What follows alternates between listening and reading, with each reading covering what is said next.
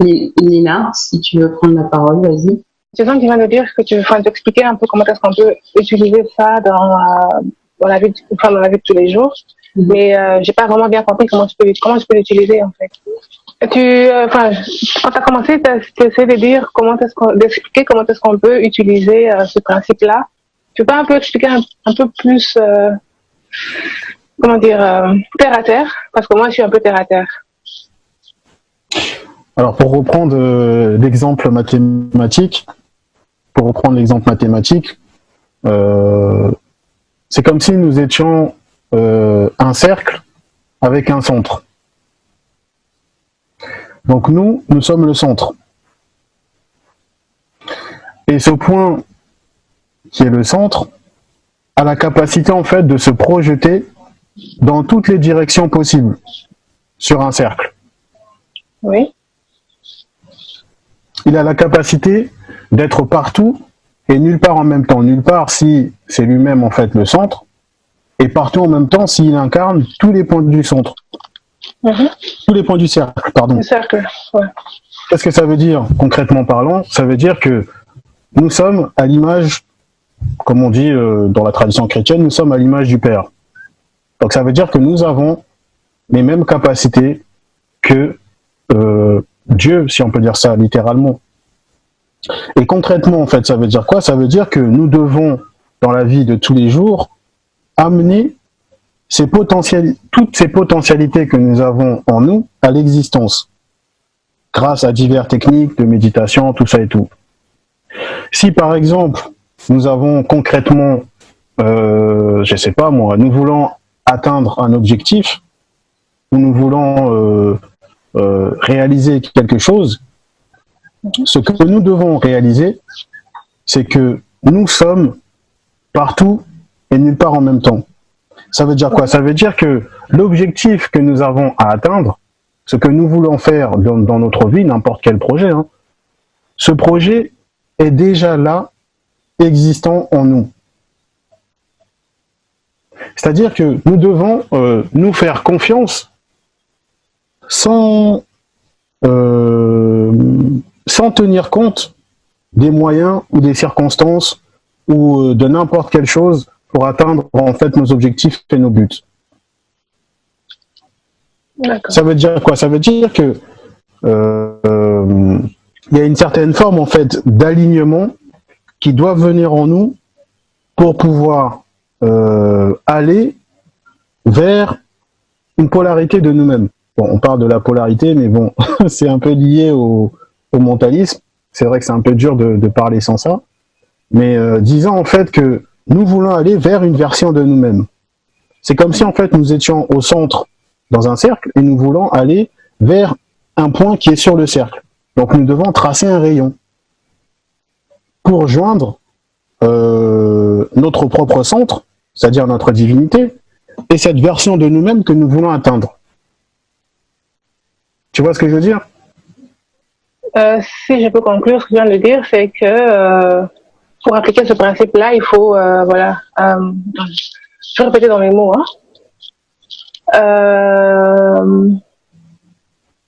Avec l'exemple du projet, si tu as un projet pour l'atteindre, tu dois d'abord il est déjà là dans l'esprit ou dans la vision. Tu dois le conscientiser. Tu dois le conscientiser, voilà, avec des techniques de méditation, quelque chose comme ça, l'amener à la vie et et tracer ton rayon, quoi, c'est ça.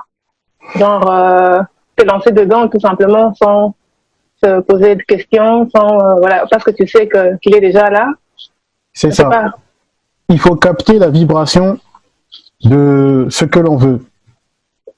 Pourquoi? Parce que tout est vibration. Et la vibration ultime, c'est nous. Donc il faut descendre, si on peut dire ça comme ça, en fait, à la vibration de l'objet que l'on veut atteindre. Ça veut dire quoi concrètement? Ça veut dire travailler. Travailler pour pouvoir l'avoir, mais travailler consciemment. Travailler consciemment, c'est respecter en fait, respecter ta nature, respecter ce que tu es.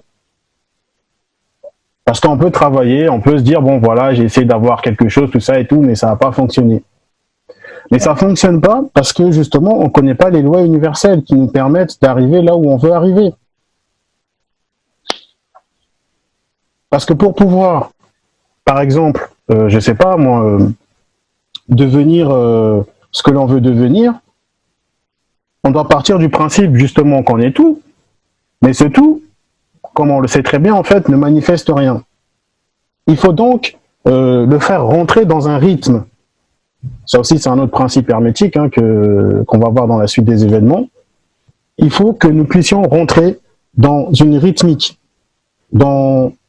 comme une équation mathématique, dans une oscillation en fait. Une sorte de va-et-vient entre nous, c'est-à-dire notre divinité, et ce que l'on veut, l'objet de nos attentes. Donc faire un travail qui va consister en fait à vivre l'expérience de ce que l'on veut. Est-ce que c'est un peu clair en fait ce que je dis ou c'est un peu confus? Non, non, ça va. Ouais, j'ai compris. On doit faire un travail tout simplement. Quand par exemple on veut atteindre un objectif, ce qu'il faut en fait c'est conscientiser les choses. Et pour conscientiser l'objet que l'on veut, ben il faut le comprendre. Il faut comprendre en fait ce que ça représente pour nous. Il faut comprendre en fait ce que ça représente pour ce que l'objet est en lui-même. Et c'est ce qui nous permet en fait de nous abaisser ou de vibrer à la fréquence de l'objet en fait que l'on veut atteindre. Ah, il faut à chaque fois descendre à la fréquence de la chose. Ben, on descend systématiquement. Enfin, je veux dire vibrer à chaque fois.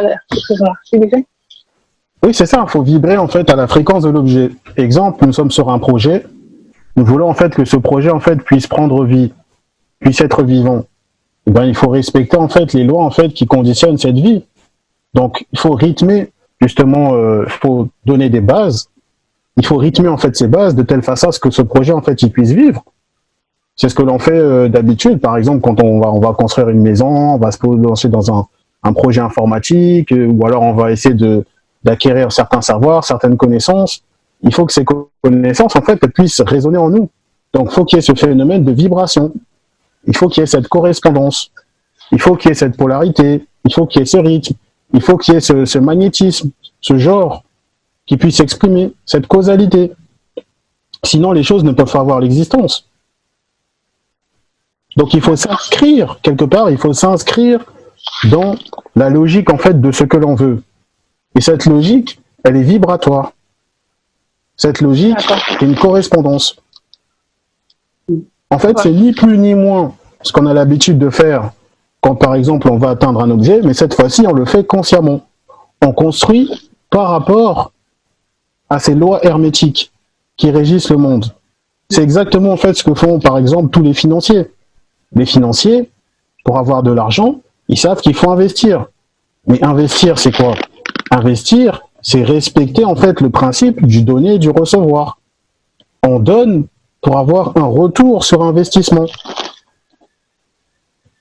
Et personne ne peut raisonnablement faire un projet et devenir riche s'il ignore en fait tout du cosmos et de l'univers. Quand par exemple une personne par exemple qui est agriculteur, l'agriculture c'est de l'alchimie. Quand on parle d'agriculture, on parle en fait de transmutation alchimique. On va semer des graines pour avoir une plante, un arbre, pour récolter des fruits, du blé, tout ce genre de choses là. Ouais. Et on le voit bien même. Oui. Vas-y. Non, on le voit très bien en fait, par exemple dans la causalité. Toute cause produit un effet. On le voit bien, genre par exemple dans certains textes même qu'on retrouve dans les écritures sacrées. Quand par exemple en fait Jésus il dit le grain s'il est tout seul, il est mort. Il ne peut porter du fruit. Par contre, s'il meurt, il va porter beaucoup de fruits. Ça veut dire quoi? Ça veut dire que le grain, qui est nous-mêmes en réalité, doit rentrer en putréfaction.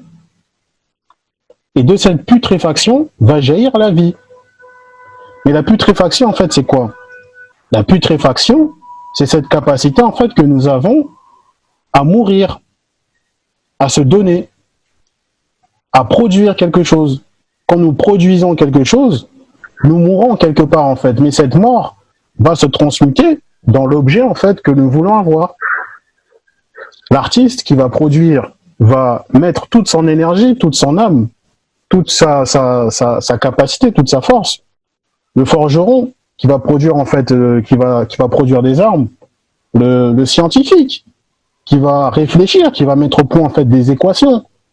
Les exemples en fait sont nombreux.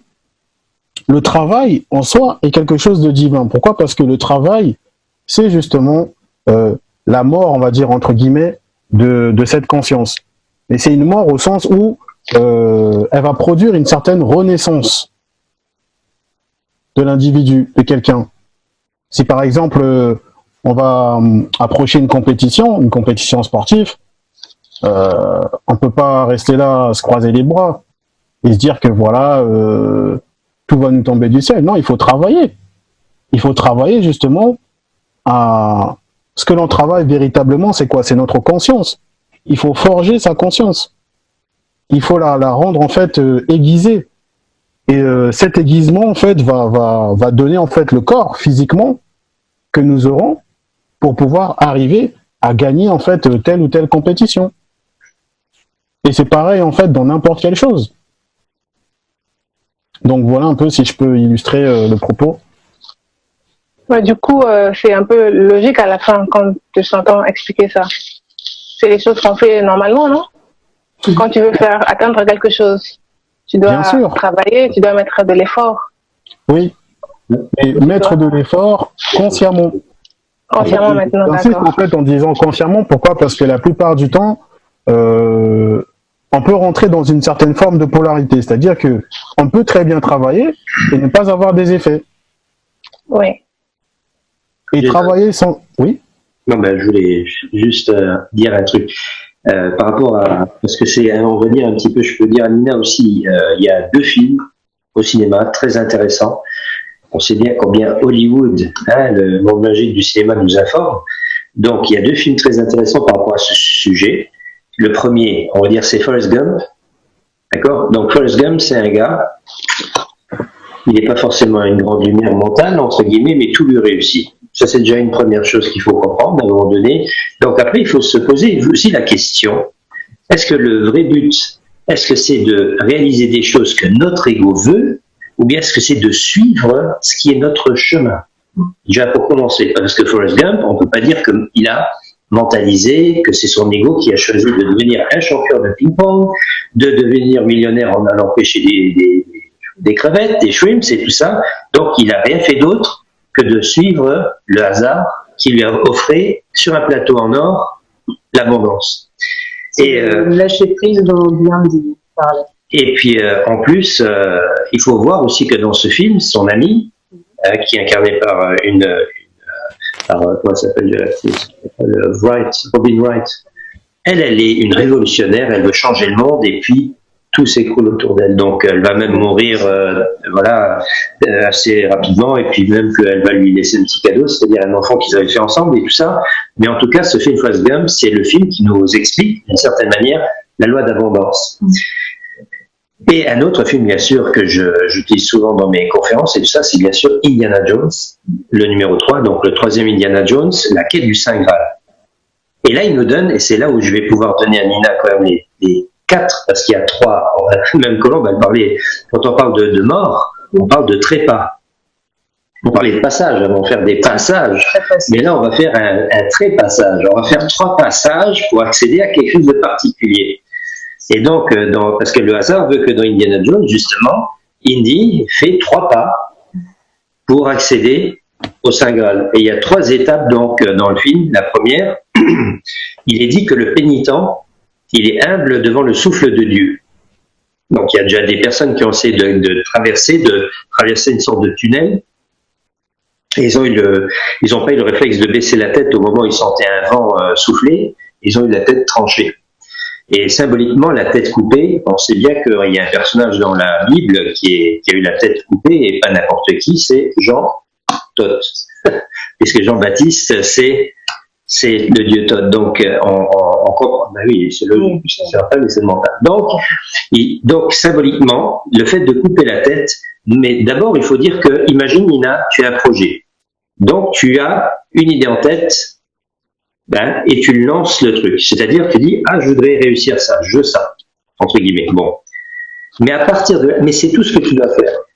Donc, tu as simplement balancé Dans le quantique, entre guillemets, comme disait avant Jason avec théocentre de ce cercle, eh bien tu pourrais même encore imaginer une bulle, un théocentre d'une bulle, et là alors c'est encore pire que le cercle, puisque le cercle est tout des petites lignes qui vont vers l'anneau, entre guillemets, et quand tu es dans une bulle, je ne te dis pas les potentiels que tu as là.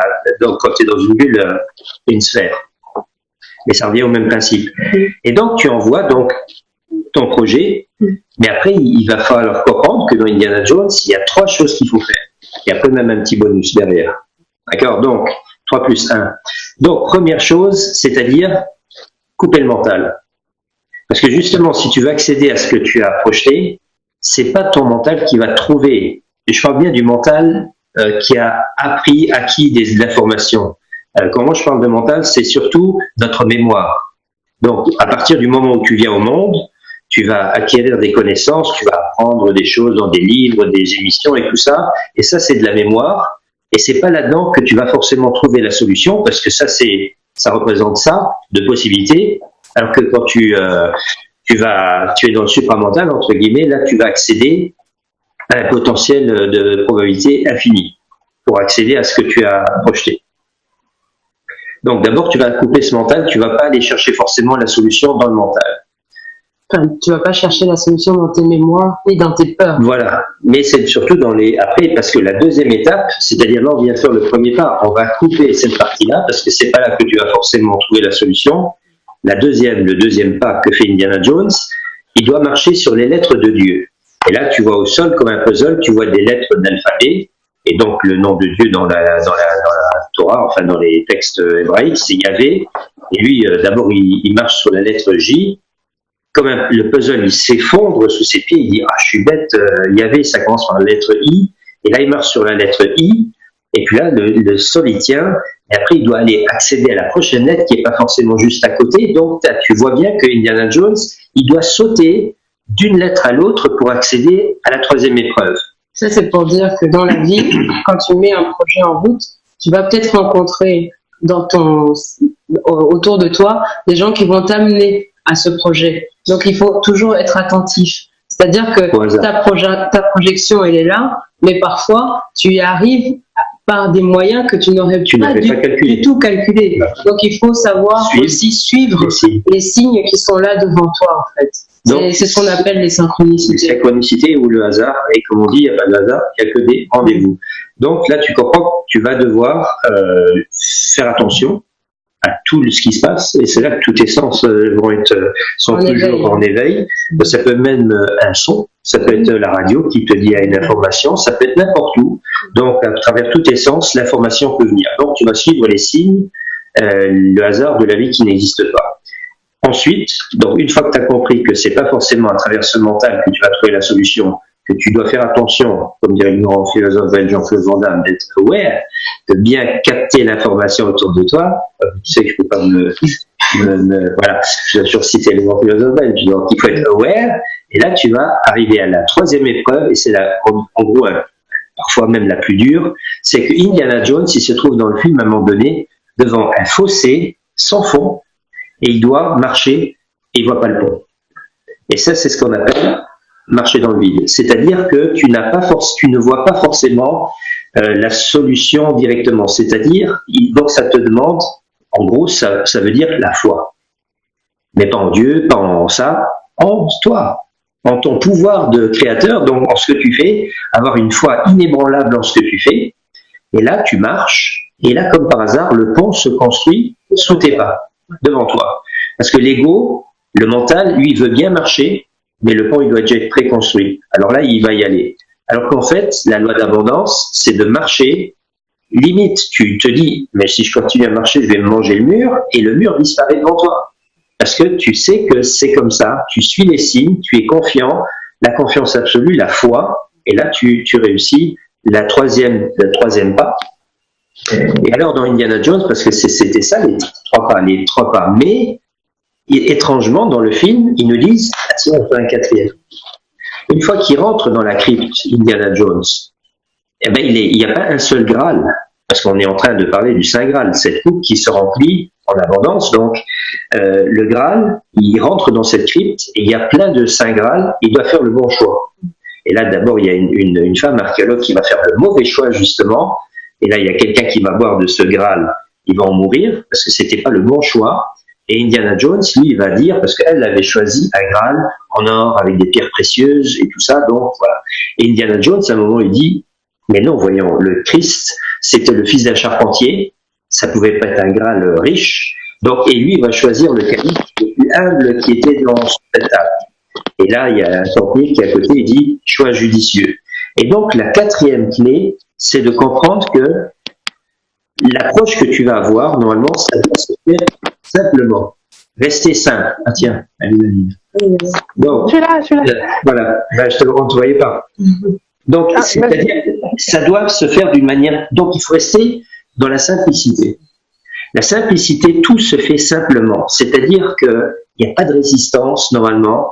Si tu commences à voir qu'il y a quelque chose qui ne se développe pas, c'est que c'est le mental qui veut forcer les choses. Normalement, la loi d'abondance, c'est quelque chose qui fait en toute simplicité.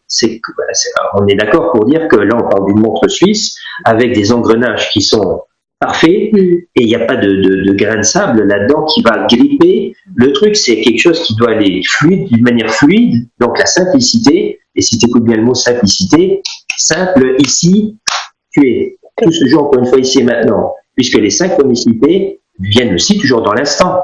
Tu peux pas avoir des synchronicités dans ta mémoire ou bien dans un futur qui n'existe pas. Ça se joue toujours ici et maintenant. Donc c'est là, à un moment donné, quand et je vais dire même que ce qui fait en sorte qu'à un moment donné, tu vas même pouvoir courir sur ce pont qui se construit sous tes pas, c'est la foi. Parce qu'une fois que tu as foi en toi, en ce que tu fais, que tu es dans la voie du cœur, que ton projet il est noble, parce que le chevalier sage, le chevalier, comment on va dire, qui est juste, qui est droit, ben lui, il peut marcher dans le vide. Il faut voir cette image aussi. Hein. Cette image dans Indiana Jones, on voit une image où il y a un chevalier, un templier comme ça, un chevalier qui marche dans le vide, il se dirige vers le Saint Graal, et il y en a des autres qui sont tombés. Parce qu'ils n'étaient pas justes, ils n'étaient pas alignés ils n'étaient pas justes dans leur alignement, et donc eux, ils ont chuté. Alors que celui qui est droit, comme le roi Arthur, bien sûr, on prend après toute la légende de l'épée Excalibur, c'était Jason qui parlait de forge et de rectitude. Voilà, quand on est droit à l'intérieur de soi, quand on est en train de forger sa personnalité, on est en train de travailler, de œuvrer sur la lame. Là, c'est là que se trouve l'âme. Plus je vais être droit à l'intérieur de moi, plus je vais être tranchant, c'est-à-dire je vais pouvoir vraiment trouver le bel équilibre dans mon raisonnement, et aussi la pointe de la lame, bien sûr, ça va me permettre de percer et de voir au-delà, percevoir. Donc le roi Arthur, qui est un bon roi, donc qui était juste, il est le seul, et là je fais encore une fois des liens avec les chevaliers, puisque ça c'est vraiment tout mon univers à moi, donc le côté chevaleresque qui est la continuité de toute manière de toute la mythologie des Kémites, en fait, puisque moi j'ai aussi découvert, justement, j'ai fait les concordances entre les différents personnages qu'on prend maintenant les dieux kémites, donc Thoth, Anubis, Maat, etc., qui vont devenir les archanges, et qui sont probablement aussi des chevaliers de la table ronde, donc qu'on retrouve dans la légende du roi Arthur. Donc on comprend à un moment donné toutes ces légendes. Donc première chose, le mental, lui il est seulement là pour observer et analyser les choses, pour constater ce qu'il y a. Et quand on parle de ce mental, en fait, on parle une fois de plus de la mémoire. Oui. Tout ce qu'on a pu mémoriser en nous, ce sont les peurs aussi, hein, tous les doutes, et les choses qui font que c'est l'éducation parfois qu'on a eue aussi, etc. Donc c'est toutes ces choses-là qui nous freinent. Donc c'est-à-dire qu'il faut couper ça. C'est-à-dire que ce mental qu'on veut, quand on parle ici du principe de mentalisme, c'est celui qui nous permet de rentrer dans ce supramental, justement, d'oser se dire tout est déjà là. C'est comme ce que je te disais la dernière fois en rigolant, à la fin d'un Zoom, j'arrivais pas à retrouver la vidéo, et je me suis dit, tiens, je vais me connecter à Nina, puisque c'est elle, Madame Technologie, et qui me permet de faire ce que je fais. Et ben, le fait d'avoir lâché prise, comme l'a dit Paggy bien dit, d'avoir lâché prise et de m'être permis de rentrer dans ce tout, et ben, l'information est venue à moi sans que je n'aie à chercher trop loin. Donc, c'est ce mental-là dans lequel il faut rentrer, c'est dans cette lumière-là qu'il faut rentrer.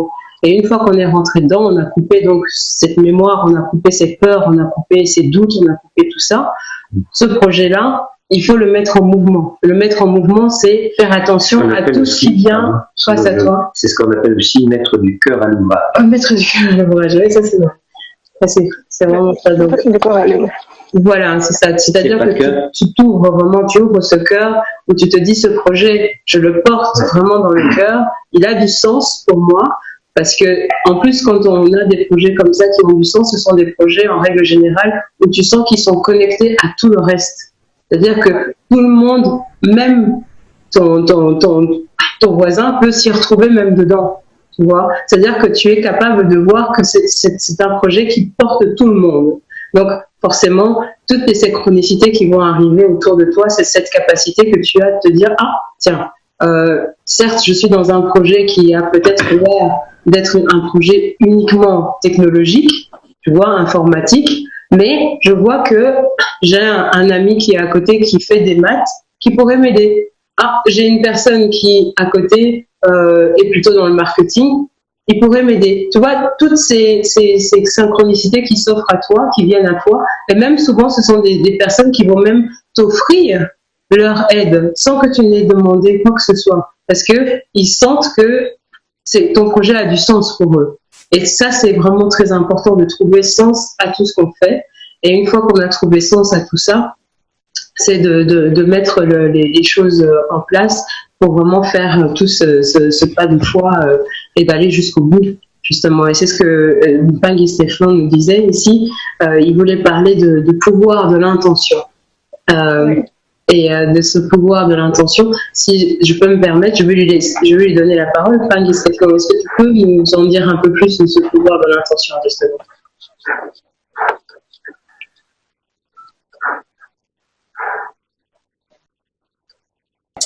Allô? Oui, on t'écoute.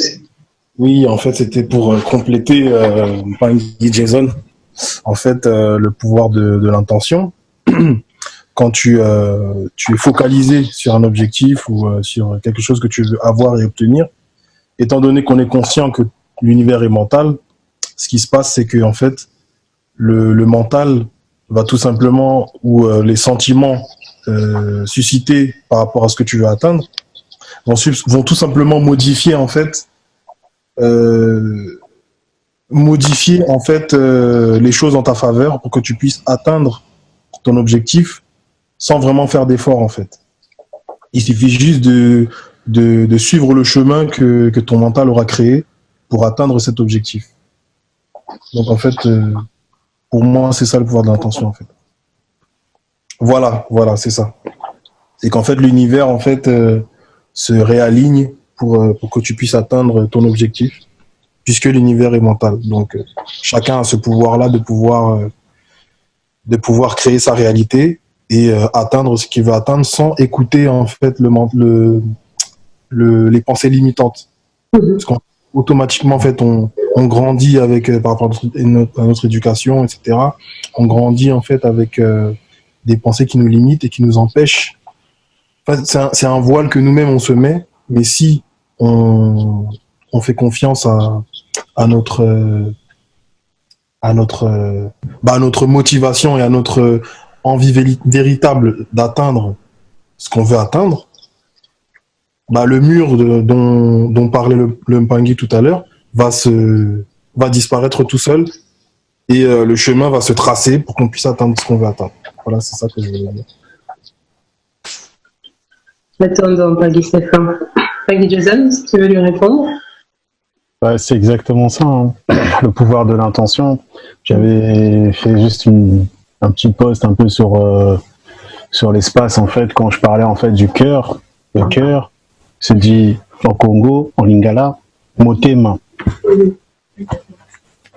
Le cœur se dit motema. Motema qui a été repris encore une fois par les Grecs et qui sera transformé en mathéma. Mathéma qui est à la base de mathématiques. Donc les mathématiques véritables viennent du cœur. Ça veut dire quoi? Ça veut dire que l'intention, si c'est une intention qui vient du cœur, comme tu viens de le dire par Stéphane, elles ne sont pas limitées par les pensées que nous avons couramment. C'est quelque chose de plus profond, quelque chose de beaucoup plus riche, quelque chose qui est capable d'englober tous les moyens nécessaires pour pouvoir arriver là où nous voulons arriver. Et en Congo, on dit Kulonga. Kulonga, ça veut dire s'aligner. Mulonga, c'est la ligne. Quand on parle de la ligne, c'est pas n'importe quelle ligne, c'est la ligne dont parlent ceux qui sont dans l'ancienne école de mystère, quand ils parlent de la verticale, la perpendiculaire, la verticale du fil à plomb. Pourquoi? Parce que la verticale du fil à plomb rappelle l'axis mundis, l'axe du monde, ou en d'autres termes, la colonne vertébrale. La colonne, en fait, qui va relier la tête et le cœur, ou la colonne qui va relier le ciel et la terre. Et c'est justement, en fait, quand nous sommes alignés, donc quand nous faisons, en fait, le Kulonga, c'est-à-dire quand nous sommes apprenants, les Longoki, que nous rentrons justement dans ce supramental, que nous avons la capacité de rentrer intérieurement, mais en réalité qui va se manifester extérieurement par la prise de l'objet que nous allons attirer, que nous allons devenir magnétique. Donc voilà un peu ce que je voulais dire. Attendez. Et justement, de ce magnétisme-là, on rentre dans ce qu'on appelle le féminin. Et de ce féminin, justement, qui va se manifester. C'est pour ça qu'on parle autant du féminin sacré. C'est pas juste une vue de l'esprit, ni un pouvoir du féminisme. Ça n'a rien à voir.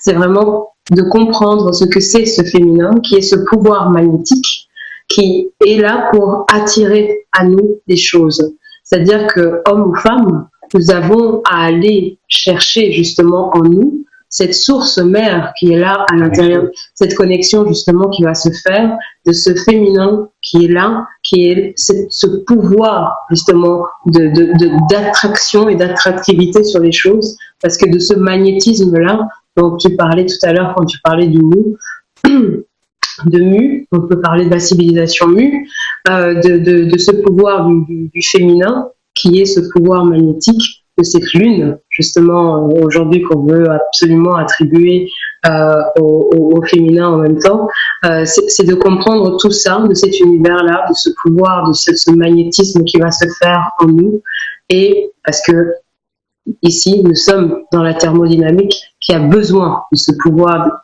électrique, électromagnétique pour pouvoir mettre les choses en mouvement. Si on n'est que électrique, on voit bien qu'on se dépense de trop, on dépense beaucoup trop d'énergie inutilement, un petit peu comme une roue libre. Quand tu t'énerves. Les énervements, oui, ça c'est purement c'est de l'énergie. Énergie, énervement. Ce n'est que de l'électricité. De l'émotion, de l'énergie en mouvement, emotion. Et après, tu as la manière dont tu vas porter de l'attention. Est-ce que c'est de manière conditionnelle ou de manière inconditionnelle? Ça va beaucoup jouer aussi sur ta perte d'énergie. Si c'est de manière inconditionnelle, là ça va. Si c'est conditionnel, là tu te vides. Parce qu'il y a un jugement. Et c'est là où moi, là, le public que vous chantez ensemble, quoi. On chante ensemble. Nina, on a l'habitude des conférences à deux.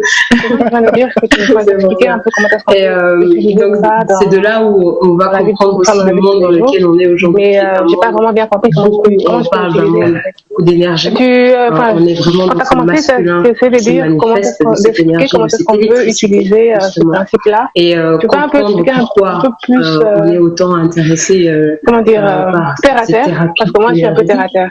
Qui sont là autour de nous. Alors, pour reprendre l'exemple mathématique, parce qu'une fois qu'on comprend comment fonctionne la thérapie énergétique, c'est là qu'il faut toujours dépasser les choses. C'est-à-dire qu'il ne faut pas stagner. Avec un centre. Il faut, à un moment donné, ok, on a compris, donc nous, on passe sommes à la suite.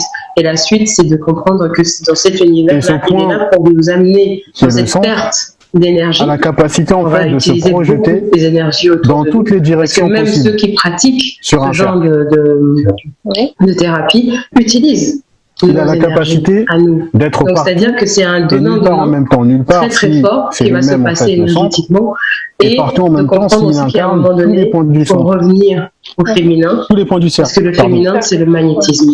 Qu'est-ce que ça veut dire concrètement parlant? Ça veut dire que nous sommes à l'image, quand on parle de, comme on dit dans la tradition chrétienne, nous sommes à l'image du Père. On sait qu'il y a ce donc ça veut dire que nous avons les mêmes capacités que donc comprendre comment fonctionne Dieu, si on peut dire ça vraiment et concrètement, en fait, ça veut dire quoi? Ça veut dire que nous devons, dans la vie de tous les jours, amener de fission, toutes ces potentialités que nous avons en nous à l'existence. Grâce à diverses techniques de méditation, tout ça et tout. Si par exemple, nous avons concrètement, justement, je sais pas moi, nous voulons atteindre un objectif, qui ne fait pas venir de frottement, comme l'énergie, comme réaliser quelque chose, qui lui ne fait que attirer. Ce que nous devons réaliser, c'est-à-dire que quand ce féminin attire des choses à elle, ce n'est pas pour qu'elle s'écrase. Ça veut dire que l'objectif que nous avons, parce que quand on prend un élément, il vous attire à lui, dans notre vie, il va vous coller, mais c'est pas pour que ce projet contre est déjà là, parce que s'il tourne existant en nous. Il peut aussi vous décoller et vous éjecter. C'est-à-dire que nous devons nous faire confiance de magnets ensemble. Quand on les met le plus et le plus, sans tenir compte des moyens ou des circonstances ou de n'importe quelle chose pour atteindre en fait nos objectifs. Et une fois qu'on met le moins et le plus, là, ils sont ensemble. Ça veut dire quoi? Ça veut dire là où on doit comprendre pourquoi le féminin et le masculin sont. Il y a une certaine forme en fait d'alignement qui doit venir en nous dans la vie de tous les jours pour pouvoir de comprendre comment fonctionne notre propre magnétisme vers une polarité de nous-mêmes. Bon, on parle de la polarité, pour pouvoir être connecté c'est un peu lié à cet univers au mentalisme. tout entier. C'est un peu dur de parler sans ça. Mais disons en fait que nous voulons aller vers une version de nous-mêmes. C'est comme si en fait nous étions au centre et nous voulons aller vers un point qui est sur le cercle. Donc nous devons tracer un rayon pour rejoindre notre propre centre, c'est-à-dire notre divinité, et cette version de nous-mêmes que nous voulons atteindre. Qu'on appelle moderne, donc j'ai une autre vision de l'univers, et pour moi, donc il est clair que dans notre univers, qui est un miroir, donc c'est nous d'une certaine manière, donc c'est comme ça qu'elles devraient être aussi les personnes qui m'ont tout, ils devraient tous avoir cette pensée miroir, de dire ce qui est extérieur, c'est ce qui se joue à l'intérieur de nous, donc il n'y a rien qui n'existe, qui n'est pas en nous, et donc ce que je veux dire par là, c'est que pour moi, dans la 3D, l'énergie dominante, c'est l'électromagnétisme, tout se joue là-dessus, c'est l'amener à la vie, et voilà. Le magnétisme, le féminin, et l'électricité qui est le masculin, et c'est moi j'appelle aujourd'hui l'électricité le perturbateur. C'est le perturbateur, donc c'est le masculin, c'est comme ça parce que c'est celui qui perturbe. Alors que, il faut capter la vibration mais il va véhiculer de ce que l'on veut. Et voilà, et puis pourquoi? Parce que toutes les vibrations. Et la vibration ultime, c'est nous. Donc il faut descendre, si on peut dire ça comme ça, en fait, à la vibration de l'objet. Est-ce que je peux me permettre de vous donner fait 1h30. Ça veut dire quoi concrètement? Ça veut dire travailler pour pouvoir l'avoir, mais travailler consciemment. Travailler consciemment, c'est respecter en fait, respecter ta nature, respecter ce que tu es. Parce qu'on peut travailler, on peut se dire bon voilà, j'ai essayé d'avoir quelque chose, tout ça et tout, mais ça n'a pas fonctionné. Mais ça fonctionne pas parce que justement, on connaît pas les lois universelles qui nous permettent d'arriver là où on veut arriver. Parce que pour pouvoir, par exemple, je sais pas moi, devenir ce que l'on veut devenir, on doit partir du principe justement qu'on est tout, mais ce tout, comme on le sait très bien en fait, ne manifeste rien. Il faut donc le faire rentrer dans un rythme. Ça aussi c'est un autre principe hermétique qu'on va voir dans la suite des événements. Il faut que nous puissions rentrer dans une rythmique,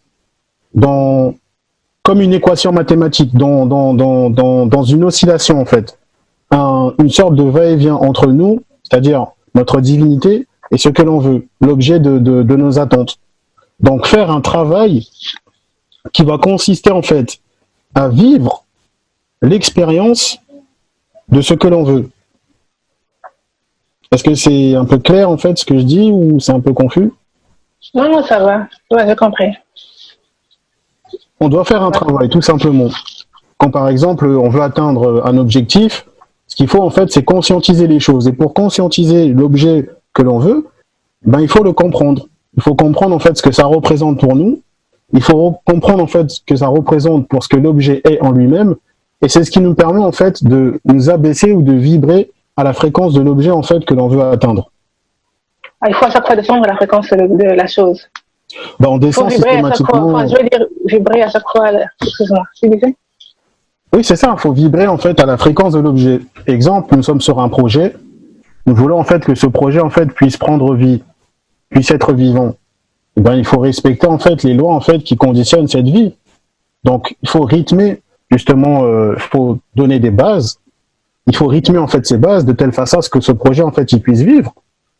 C'est ce que l'on fait d'habitude. Par exemple, quand on va construire une maison, on va se lancer dans un projet informatique, ou alors on va essayer d'acquérir certains savoirs, certaines connaissances. Il faut que ces connaissances, en fait, elles puissent résonner en nous. Donc, il faut qu'il y ait ce phénomène de vibration. Il faut qu'il y ait cette correspondance. Il faut qu'il y ait cette polarité. Il faut qu'il y ait ce rythme. Il faut qu'il y ait ce magnétisme, ce genre, qui puisse s'exprimer, cette causalité. Sinon, les choses ne peuvent pas avoir l'existence. Donc, il faut s'inscrire, quelque part, il faut s'inscrire dans la logique, en fait, de ce que l'on veut. Et cette logique, elle est vibratoire. Cette logique est une correspondance. En fait, c'est ni plus ni moins ce qu'on a l'habitude de faire quand, par exemple, on va atteindre un objet, mais cette fois-ci, on le fait consciemment. On construit par rapport à ces lois hermétiques qui régissent le monde. C'est exactement, en fait, ce que font, par exemple, tous les financiers. Les financiers, pour avoir de l'argent, ils savent qu'il faut investir. Mais investir, c'est quoi? Investir, c'est respecter en fait le principe du donner et du recevoir. On donne pour avoir un retour sur investissement. Et personne ne peut raisonnablement faire un projet et devenir riche s'il ignore en fait tout du cosmos et de l'univers. Quand par exemple une personne par exemple qui est agriculteur, l'agriculture c'est de l'alchimie. Quand on parle d'agriculture, on parle en fait de transmutation alchimique. On va semer des graines pour avoir une plante, un arbre, pour récolter des fruits, du blé, tout ce genre de choses-là. Ouais. Et on le voit bien même... Oui ? Vas-y. Non, on le voit très bien en fait, par exemple, dans la causalité. Toute cause produit un effet. On le voit bien, genre par exemple dans certains textes même qu'on retrouve dans les écritures sacrées. Quand par exemple en fait Jésus il dit le grain s'il est tout seul, il est mort. Il ne peut porter du fruit. Par contre s'il meurt, il va porter beaucoup de fruits. Ça veut dire quoi? Ça veut dire que le grain qui est nous-mêmes en réalité doit rentrer en putréfaction. Et de cette putréfaction va jaillir la vie. Mais la putréfaction, en fait, c'est quoi? La putréfaction, c'est cette capacité, en fait, que nous avons à mourir, à se donner, à produire quelque chose. Quand nous produisons quelque chose, nous mourons quelque part, en fait. Mais cette mort va se transmuter dans l'objet, en fait, que nous voulons avoir. L'artiste qui va produire va mettre toute son énergie, toute son âme, toute sa capacité, toute sa force. Le forgeron qui va produire en fait, qui va produire des armes. Le scientifique qui va réfléchir, qui va mettre au point en fait des équations. Les exemples en fait sont nombreux. Le travail en soi est quelque chose de divin. Pourquoi? Parce que le travail, c'est justement la mort, on va dire entre guillemets, de cette conscience. Et c'est une mort au sens où elle va produire une certaine renaissance de l'individu, de quelqu'un. Si par exemple on va approcher une compétition sportive, on peut pas rester là à se croiser les bras et se dire que voilà tout va nous tomber du ciel. Non, il faut travailler. Il faut travailler justement à ce que l'on travaille véritablement, c'est quoi? C'est notre conscience. Il faut forger sa conscience. Il faut la rendre en fait aiguisée. Et cet aiguisement en fait va donner en fait le corps physiquement que nous aurons pour pouvoir arriver à gagner en fait telle ou telle compétition. Et c'est pareil en fait dans n'importe quelle chose. Donc voilà un peu si je peux illustrer le propos. Ouais, du coup, c'est un peu logique à la fin quand je t'entends expliquer ça. C'est les choses qu'on fait normalement, non? Quand tu veux faire atteindre quelque chose, tu dois travailler, tu dois mettre de l'effort. Oui, et mettre de l'effort consciemment. Consciemment maintenant, d'accord. En fait, en disant consciemment, pourquoi? Parce que la plupart du temps, on peut rentrer dans une certaine forme de polarité, c'est-à-dire que on peut très bien travailler et ne pas avoir des effets. Oui. Et travailler sans... Oui. Non, ben, je voulais juste dire un truc par rapport à... Parce que c'est, on va dire un petit peu, je peux dire à Nina aussi, il y a 2 films au cinéma très intéressants. On sait bien combien Hollywood, le monde magique du cinéma, nous informe. Donc, il y a 2 films très intéressants par rapport à ce sujet. Le premier, on va dire, c'est Forrest Gump. D'accord? Donc, Forrest Gump, c'est un gars, il n'est pas forcément une grande lumière mentale, entre guillemets, mais tout lui réussit. Ça, c'est déjà une première chose qu'il faut comprendre à un moment donné. Donc, après, il faut se poser aussi la question, est-ce que le vrai but, est-ce que c'est de réaliser des choses que notre ego veut, ou bien est-ce que c'est de suivre ce qui est notre chemin? Déjà, pour commencer, parce que Forrest Gump, on ne peut pas dire qu'il a mentalisé, que c'est son ego qui a choisi de devenir un champion de ping-pong, de devenir millionnaire en allant pêcher des crevettes, des shrimps et tout ça. Donc, il n'a rien fait d'autre que de suivre le hasard qui lui a offert sur un plateau en or l'abondance. Et lâcher prise dont bien dit parler. Et puis, en plus, il faut voir aussi que dans ce film, son amie, qui est incarnée par comment s'appelle Robin Wright, elle est une révolutionnaire, elle veut changer le monde et puis tout s'écroule autour d'elle. Donc elle va même mourir assez rapidement et puis même qu'elle va lui laisser un petit cadeau, c'est-à-dire un enfant qu'ils avaient fait ensemble et tout ça. Mais en tout cas, ce film Forrest Gump, c'est le film qui nous explique d'une certaine manière la loi d'abondance.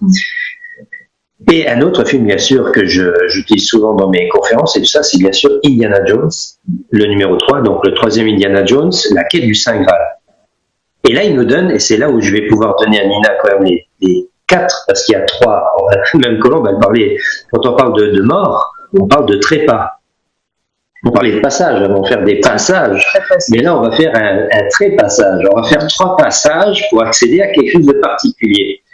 Et donc, parce que le hasard veut que dans Indiana Jones, justement, Indy fait 3 pas pour accéder au Saint Graal. Et il y a 3 étapes donc dans le film. La première, il est dit que le pénitent, il est humble devant le souffle de Dieu.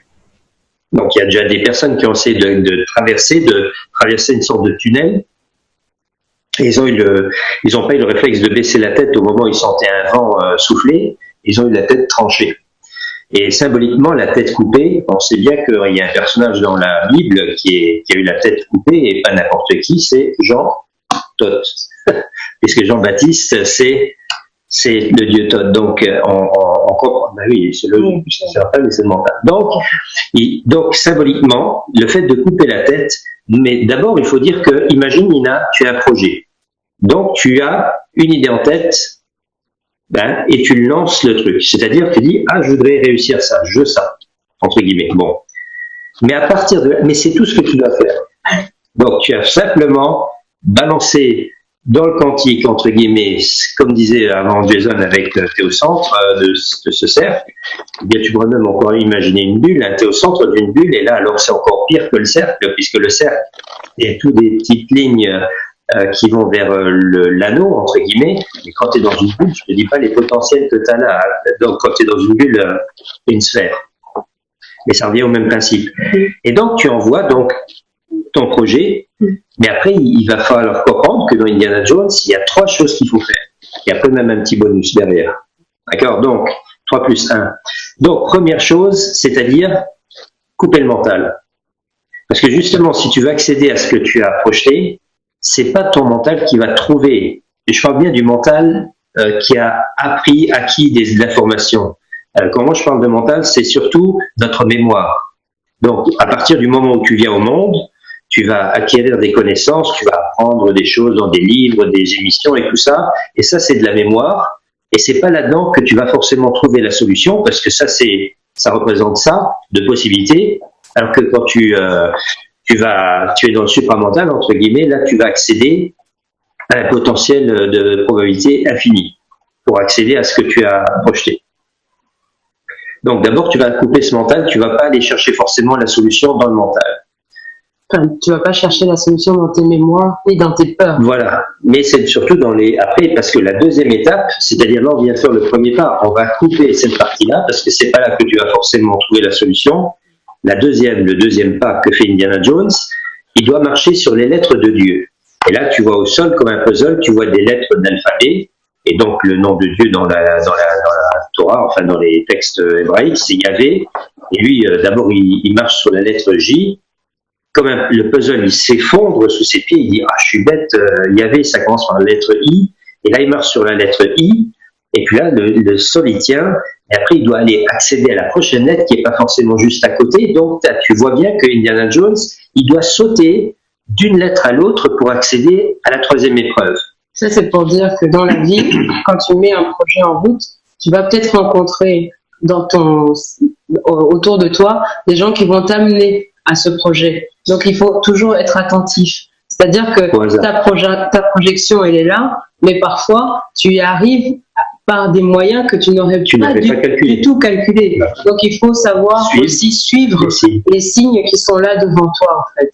C'est ce qu'on appelle les synchronicités. Les synchronicités ou le hasard. Et comme on dit, il n'y a pas de hasard, il n'y a que des rendez-vous. Donc là, tu comprends que tu vas devoir faire attention à tout ce qui se passe, et c'est là que tous tes sens sont toujours en éveil. Ça peut même un son, ça peut être la radio qui te dit une information, ça peut être n'importe où. Donc à travers tous tes sens, l'information peut venir. Donc tu vas suivre les signes, le hasard de la vie qui n'existe pas. Ensuite, donc une fois que tu as compris que c'est pas forcément à travers ce mental que tu vas trouver la solution, que tu dois faire attention, comme dirait le grand philosophe belge Jean-Claude Van Damme, d'être aware, de bien capter l'information autour de toi. Tu sais que je ne peux pas voilà, je dois surciter le grand philosophe belge, donc il faut être aware, et là tu vas arriver à la troisième épreuve, et c'est en gros, parfois même la plus dure, c'est que Indiana Jones, il se trouve dans le film à un moment donné, devant un fossé, sans fond, et il doit marcher, et il ne voit pas le pont. Et ça, c'est ce qu'on appelle marcher dans le vide. C'est-à-dire que tu ne vois pas forcément la solution directement. C'est-à-dire, donc ça te demande, en gros, ça veut dire la foi. Mais pas en Dieu, pas en ça, en toi, en ton pouvoir de créateur, donc en ce que tu fais, avoir une foi inébranlable en ce que tu fais. Et là, tu marches, et là, comme par hasard, le pont se construit sous tes pas, devant toi. Parce que l'ego, le mental, lui, il veut bien marcher, mais le pont, il doit déjà être préconstruit. Alors là, il va y aller. Alors qu'en fait, la loi d'abondance, c'est de marcher. Limite, tu te dis, mais si je continue à marcher, je vais me manger le mur, et le mur disparaît devant toi. Parce que tu sais que c'est comme ça, tu suis les signes, tu es confiant, la confiance absolue, la foi, et là, tu réussis le troisième pas. Et alors, dans Indiana Jones, parce que c'était ça, les trois pas, mais étrangement, dans le film, ils nous disent, ah, tiens, on fait un quatrième. Une fois qu'il rentre dans la crypte, Indiana Jones, eh ben, il n'y a pas un seul Graal, parce qu'on est en train de parler du Saint Graal, cette coupe qui se remplit en abondance. Donc, le Graal, il rentre dans cette crypte, et il y a plein de Saint Graal, il doit faire le bon choix. Et là, d'abord, il y a une femme archéologue qui va faire le mauvais choix, justement, et là, il y a quelqu'un qui va boire de ce Graal, il va en mourir, parce que c'était pas le bon choix. Et Indiana Jones, lui, il va dire, parce qu'elle avait choisi un Graal en or, avec des pierres précieuses et tout ça, donc voilà. Et Indiana Jones, à un moment, il dit, mais non, voyons, le Christ, c'était le fils d'un charpentier, ça pouvait pas être un Graal riche, donc, et lui, il va choisir le calife le plus humble qui était dans cette table. Et là, il y a un templier qui est à côté, il dit, choix judicieux. Et donc, la quatrième clé, c'est de comprendre que l'approche que tu vas avoir, normalement, ça doit se faire simplement. Rester simple. Ah tiens, allez. Donc, je suis là. Voilà, ben, on ne te voyait pas. Donc, c'est-à-dire, ça doit se faire d'une manière... Donc, il faut rester dans la simplicité. La simplicité, tout se fait simplement. C'est-à-dire qu'il n'y a pas de résistance, normalement. Si tu commences à voir qu'il y a quelque chose qui se développe pas, c'est que c'est le mental qui veut forcer les choses.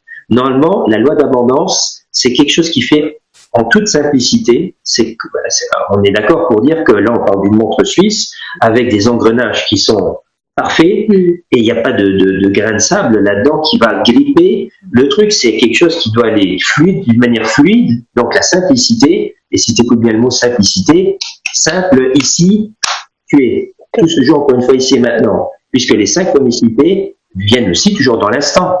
Tu peux pas avoir des synchronicités dans ta mémoire ou bien dans un futur qui n'existe pas. Ça se joue toujours ici et maintenant. Donc c'est là, à un moment donné, et je vais dire même que ce qui fait en sorte qu'à un moment donné, tu vas même pouvoir courir sur ce pont qui se construit sous tes pas, c'est la foi.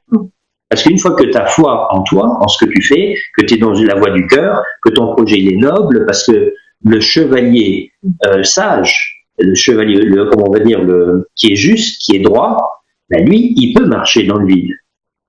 Il faut voir cette image aussi. Hein. Cette image dans Indiana Jones, on voit une image où il y a un chevalier, un templier comme ça, un chevalier qui marche dans le vide, il se dirige vers le Saint Graal, et il y en a des autres qui sont tombés. Parce qu'ils n'étaient pas justes, ils n'étaient pas alignés ils n'étaient pas justes dans leur alignement, et donc eux, ils ont chuté. Alors que celui qui est droit, comme le roi Arthur, bien sûr, on prend après toute la légende de l'épée Excalibur, c'était Jason qui parlait de forge et de rectitude. Voilà, quand on est droit à l'intérieur de soi, quand on est en train de forger sa personnalité, on est en train de travailler, de œuvrer sur la lame. Là, c'est là que se trouve l'âme. Plus je vais être droit à l'intérieur de moi, plus je vais être tranchant, c'est-à-dire je vais pouvoir vraiment trouver le bel équilibre dans mon raisonnement, et aussi la pointe de la lame, bien sûr, ça va me permettre de percer et de voir au-delà, percevoir. Donc le roi Arthur, qui est un bon roi, donc qui était juste, il est le seul, et là je fais encore une fois des liens avec les chevaliers, puisque ça c'est vraiment tout mon univers à moi, donc le côté chevaleresque qui est la continuité de toute manière de toute la mythologie des Kémites, en fait, puisque moi j'ai aussi découvert, justement, j'ai fait les concordances entre les différents personnages qu'on prend maintenant les dieux kémites, donc Thoth, Anubis, Maat, etc., qui vont devenir les archanges, et qui sont probablement aussi des chevaliers de la table ronde, donc qu'on retrouve dans la légende du roi Arthur. Donc on comprend à un moment donné toutes ces légendes. Donc première chose, le mental, lui, il est seulement là pour observer et analyser les choses, pour constater ce qu'il y a. Et quand on parle de ce mental, en fait, on parle une fois de plus de la mémoire. Oui. Tout ce qu'on a pu mémoriser en nous, ce sont les peurs aussi, hein, tous les doutes, et les choses qui font que c'est l'éducation parfois qu'on a eue aussi, etc. Donc c'est toutes ces choses-là qui nous freinent. Donc c'est-à-dire qu'il faut couper ça.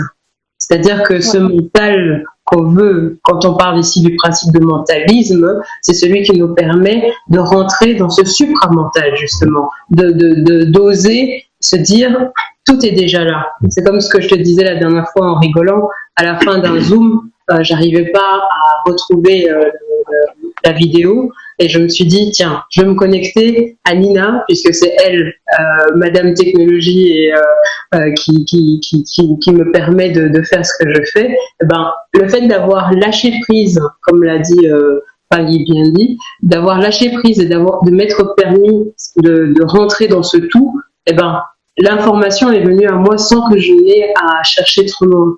Donc, c'est ce mental-là dans lequel il faut rentrer, c'est dans cette lumière-là qu'il faut rentrer. Et une fois qu'on est rentré dedans, on a coupé donc cette mémoire, on a coupé ces peurs, on a coupé ces doutes, on a coupé tout ça. Ce projet-là, il faut le mettre en mouvement. Le mettre en mouvement, c'est faire attention à tout ce qui vient face à toi. C'est ce qu'on appelle aussi mettre du cœur à l'ouvrage. Mettre du cœur à l'ouvrage, oui, ça c'est vrai. C'est vraiment ça. Donc, voilà, c'est ça. C'est-à-dire que tu t'ouvres vraiment, tu ouvres ce cœur où tu te dis ce projet, je le porte vraiment dans le cœur. Il a du sens pour moi. Parce que, en plus, quand on a des projets comme ça qui ont du sens, ce sont des projets, en règle générale, où tu sens qu'ils sont connectés à tout le reste. C'est-à-dire que tout le monde, même ton voisin, peut s'y retrouver même dedans. Tu vois ? C'est-à-dire que tu es capable de voir que c'est un projet qui porte tout le monde. Donc, forcément, toutes les synchronicités qui vont arriver autour de toi, c'est cette capacité que tu as de te dire, ah, tiens, certes, je suis dans un projet qui a peut-être l'air d'être un projet uniquement technologique, tu vois, informatique, mais je vois que j'ai un ami qui est à côté qui fait des maths, qui pourrait m'aider. Ah, j'ai une personne qui, à côté, est plutôt dans le marketing, il pourrait m'aider. Tu vois, toutes ces synchronicités qui s'offrent à toi, qui viennent à toi, et même souvent, ce sont des personnes qui vont même t'offrir leur aide sans que tu n'aies demandé quoi que ce soit, parce que ils sentent que ton projet a du sens pour eux. Et ça, c'est vraiment très important de trouver sens à tout ce qu'on fait. Et une fois qu'on a trouvé sens à tout ça, c'est de mettre les choses en place pour vraiment faire tout ce pas de foi et d'aller jusqu'au bout, justement. Et c'est ce que Mpangui Stéphane nous disait ici. Il voulait parler de pouvoir de l'intention. Et de ce pouvoir de l'intention, si je peux me permettre, je vais lui donner la parole. Mpangui Stéphane, est-ce que tu peux nous en dire un peu plus de ce pouvoir de l'intention, justement?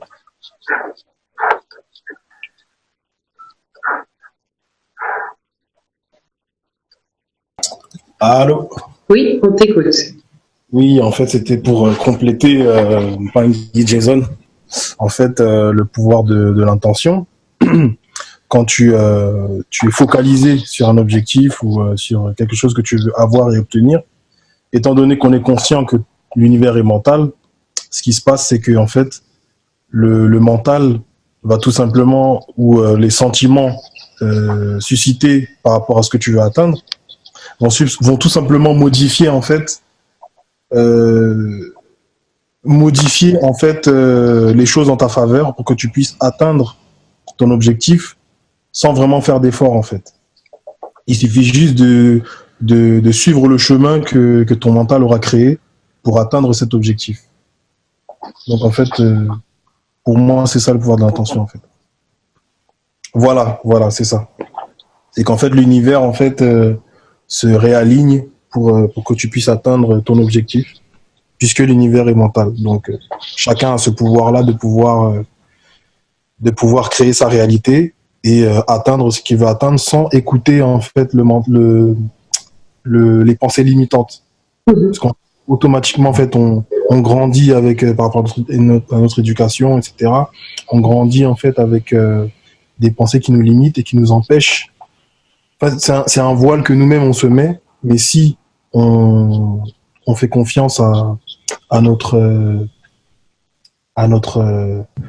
motivation et à notre envie véritable d'atteindre ce qu'on veut atteindre, le mur dont parlait le Mpangui tout à l'heure va disparaître tout seul et le chemin va se tracer pour qu'on puisse atteindre ce qu'on veut atteindre. Voilà, c'est ça que je voulais dire. Attends, Mpangui Stéphane. Mpangui Jason, si tu veux lui répondre. C'est exactement ça, hein. Le pouvoir de l'intention.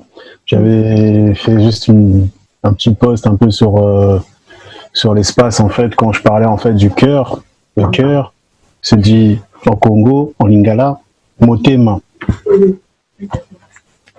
Le cœur se dit motema. Motema qui a été repris encore une fois par les Grecs et qui sera transformé en mathéma. Mathéma qui est à la base de mathématiques. Donc les mathématiques véritables viennent du cœur. Ça veut dire quoi? Ça veut dire que l'intention, si c'est une intention qui vient du cœur, comme tu viens de le dire par Stéphane, elles ne sont pas limitées par les pensées que nous avons couramment. C'est quelque chose de plus profond, quelque chose de beaucoup plus riche, quelque chose qui est capable d'englober tous les moyens nécessaires pour pouvoir arriver là où nous voulons arriver. Et en Congo, on dit kulonga. Kulonga, ça veut dire s'aligner. Mulonga, c'est la ligne. Quand on parle de la ligne, c'est pas n'importe quelle ligne, c'est la ligne dont parlent ceux qui sont dans l'ancienne école de mystère, quand ils parlent de la verticale, la perpendiculaire, la verticale du fil à plomb. Pourquoi? Parce que la verticale du fil à plomb rappelle l'axis mundis, l'axe du monde. ou en d'autres termes, la colonne vertébrale. La colonne, en fait, qui va relier la tête et le cœur, ou la colonne qui va relier le ciel et la terre. Et c'est justement, en fait, quand nous sommes alignés, donc quand nous faisons, en fait, le Kulonga, c'est-à-dire quand nous sommes apprenants, les Longoki, que nous rentrons justement dans ce supramental, que nous avons la capacité de rentrer intérieurement, mais en réalité qui va se manifester extérieurement par la prise de l'objet que nous allons attirer, que nous allons devenir magnétique. Donc voilà un peu ce que je voulais dire. Attendez. Et justement, de ce magnétisme-là, on rentre dans ce qu'on appelle le féminin. Et de ce féminin, justement, qui va se manifester. C'est pour ça qu'on parle autant du féminin sacré. C'est pas juste une vue de l'esprit, ni un pouvoir du féminisme. Ça n'a rien à voir. C'est vraiment de comprendre ce que c'est ce féminin, qui est ce pouvoir magnétique, qui est là pour attirer à nous des choses. C'est-à-dire que, homme ou femme, nous avons à aller chercher justement en nous cette source mère qui est là à l'intérieur, cette connexion justement qui va se faire de ce féminin qui est là, qui est ce pouvoir justement d'attraction et d'attractivité sur les choses, parce que de ce magnétisme-là, dont tu parlais tout à l'heure quand tu parlais du mu, de mu, on peut parler de la civilisation mu, de ce pouvoir du féminin qui est ce pouvoir magnétique de cette lune, justement, aujourd'hui qu'on veut absolument attribuer au féminin en même temps, c'est de comprendre tout ça, de cet univers-là, de ce pouvoir, de ce magnétisme qui va se faire en nous, et parce que ici, nous sommes dans la thermodynamique qui a besoin de ce pouvoir électrique, électromagnétique pour pouvoir mettre les choses en mouvement. Si on n'est que électrique, on voit bien qu'on se dépense de trop, on dépense beaucoup trop d'énergie inutilement, un petit peu comme une roue libre. Quand tu t'énerves. Les énervements, oui, ça c'est purement c'est de l'énergie. Énergie, énervement. Ce n'est que de l'électricité. De l'émotion, de l'énergie en mouvement, emotion. Et après, tu as la manière dont tu vas porter de l'attention. Est-ce que c'est de manière conditionnelle ou de manière inconditionnelle? Ça va beaucoup jouer aussi sur ta perte d'énergie. Si c'est de manière inconditionnelle, là ça va. Si c'est conditionnel, là tu te vides. Parce qu'il y a un jugement. Et c'est là où moi... Là, le temps que vous chantez ensemble, quoi. On chante ensemble. On a l'habitude. On a l'habitude des conférences à deux. C'est pour ça. Et donc, c'est de là où on va comprendre aussi le monde dans lequel on est aujourd'hui, qui est un monde on parle d'un monde beaucoup d'énergie. On est vraiment dans ce masculin qui se manifeste, de cette énergie, de cette électricité, justement. Et comprendre pourquoi on est autant intéressé par toutes ces thérapies énergétiques qui sont là autour de nous, de comprendre comment elles fonctionnent, parce que une fois qu'on comprend comment fonctionnent les thérapies énergétiques, c'est là qu'il faut toujours dépasser les choses. C'est-à-dire qu'il ne faut pas stagner. Il faut, à un moment donné, ok, on a compris, on passe à la suite. Et la suite, c'est de comprendre que dans cet univers-là, il est là pour nous amener dans cette perte d'énergie. On va utiliser beaucoup les énergies autour de nous, parce que même ceux qui pratiquent ce genre de thérapie utilisent nos énergies à nous. Donc, c'est-à-dire que c'est un donnant-donnant très très fort qui va se passer énergétiquement, et de comprendre aussi qu'à un moment donné, il faut revenir au féminin, parce que le féminin, c'est le magnétisme. C'est ce qui attire, et non pas ce qui perd les informations.